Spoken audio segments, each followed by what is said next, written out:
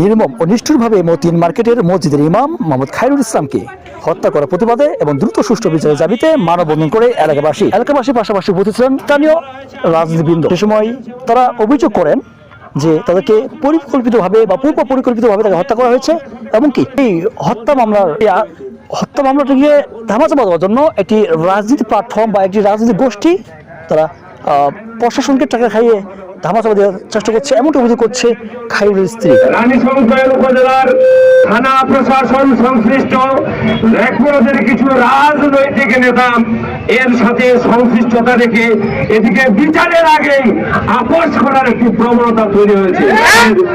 নিরীহ নিরপরাধ মানুষ এ ব্যাপারে আমাদের কারো কোনো মতভেদ নেই। আমরা চাই আজকের এই সমাবেশ থেকে সত্যিকার অর্থে খায়রুল ইসলামের হত্যাকারী যারা তাদেরকে চিহ্নিত করে আইনের যা প্রচলিত নিয়ম আছে তার আমরা শাস্তি নিশ্চিত করার দাবি জানাচ্ছি। হয়তো খায়রুল পূর্বের কোনো ঘটনার সাক্ষী হয়তোবা ছিল, সেই সাক্ষীকে ধামাচাপা দেওয়ার জন্য তাকে গোপনে হত্যা করা হয়েছে এমনটি দাবি করছে। কেন হত্যা করা হলো? নিশ্চয়ই এই মানুষটি হয়তো আরো কোনো একটা অপরাধের সাক্ষী।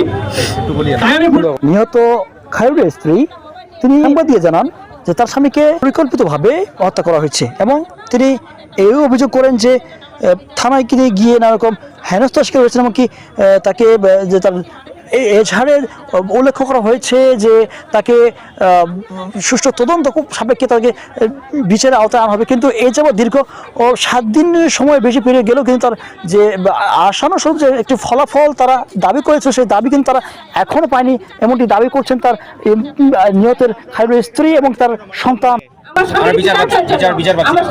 প্রশাসন কি আপনাদের সহযোগিতা করেনি? আমরা গেছিলাম পুলিশের কাছে গেছি, পুলিশ কোনোদিন আমাদের কেয়ার করে না, পুলিশ টাকা খাইয়ে চুপ করে আছে। বড় লোকের কথা বেশি শুনে আমরা গরিব হলে গরিব কথা শুনে না। ওসি বলে দেরি হবে, অনেক দেরি তো হলে আমাকে বলতে হবে না একটু দেরি কি আমার কাছে আসতে হবে নাই, আসছে নাই, বলেও নাই। থানায় জিডি দেওয়ার সময় কি আপনি কোনো বিলম্বনার শিকার হয়েছিলেন? পুলিশ কোনোদিন আমাদের সাহায্য করেনি, সেজন্য হয় এই রাস্তার মধ্যে দাঁড়াই।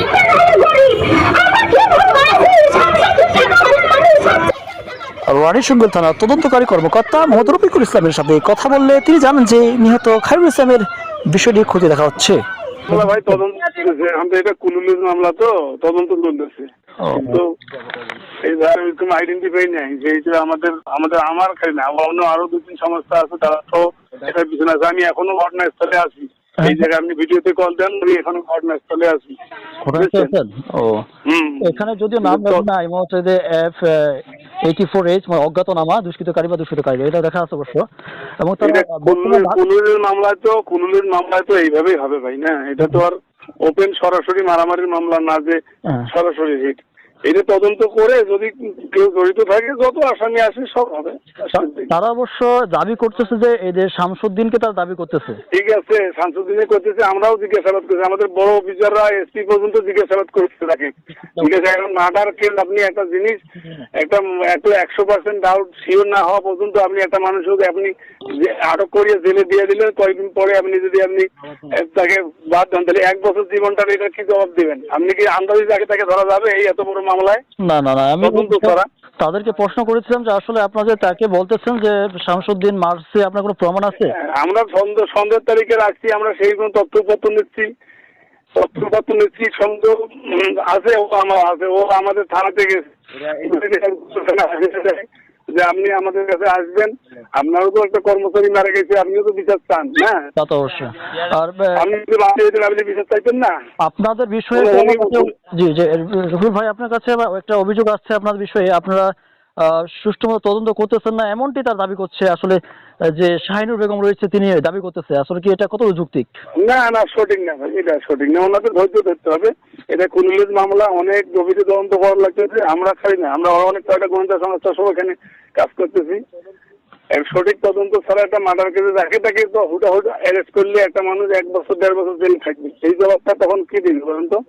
এটা যাকে তাকে সন্দেহ করলেন, ফট করে অ্যারেস্ট করলেন, এটা করা যাবে না। তদন্ত কর্মী কাজ আগাচ্ছে। ও, তাহলে এ যাবৎ কোনো তার নামকে আপনারা হয়তো চিহ্নিত করতে পারতেছেন না যত নাম চিহ্নিত করলে সেটা আমাদের তদন্তের প্রক্রিয়া আছে, এগুলো এত এখন বলা যাবে না, কাক পাইছি না পাইছি সেটা কি বলা যাবে? ও, তাহলে কি সম্ভবত ময়না তদন্তের পরপরই আমরা আপনারা অ্যাকশনে যাবেন এটা বোঝাচ্ছেন? না না, ময়নাতদন্ত না, ও তো ওপেন হয়ে গেছে, ও তো খুন করছে, ময়নাতদন্ত রিপোর্ট আসার আগেই অ্যাকশনে যাবো আমরা, কাজে তো নামিয়ে গেছি ভাই, জি কাজে নামিয়ে গেছি, ময়নাতদন্ত রিপোর্ট আসার আগেই কাজ হয়ে যাবে। কেন ময়নাতদন্ত তো খুন করছে, হাত বাঁধিয়েছে, মারি ফেলছে, এটা তো ওপেন সত্য। যে আরেকটা বিষয়, এটা তো একটা কথা বলছিল আসলে একটা রাজনীতির প্রেক্ষাপটে জড়িত আছে বা একটা দলকে তিনি উল্লেখ করছে যে দলের একটা প্রভাব খাটায় তিনি মনে হচ্ছে যে এই যে তারা এই না না না, দামাতবাদী এটা না ভাই, এটা অনেকে অনেকে অনেক কথা বলবে, কোনো দল কোনো না, এটা একবার নিট অ্যান্ড ক্লিন তদন্ত করা হচ্ছে।